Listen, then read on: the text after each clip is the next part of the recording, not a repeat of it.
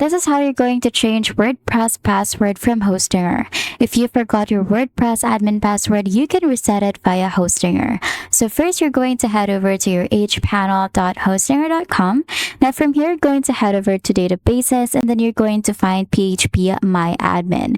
Now from that page, you're going to select your WordPress database. Then go to WPA users table. So prefix may also differ from this one. Next is you're going to find your admin username row, and then you're just going to click on edit.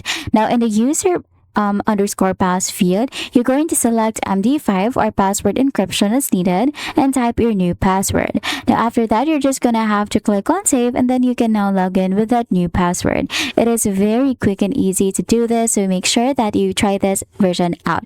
Now if this one is too complicated for you, you can just ditch the Hostinger website and you can change your WordPress password directly from the WordPress page. So you're just going to head over to WordPress, and then from the login page, you're just going to click on forgot password, and that's it. That is how you're going to change word or password from Hostinger. If this video helped you, please don't forget to like the video and subscribe to the channel for more videos like this.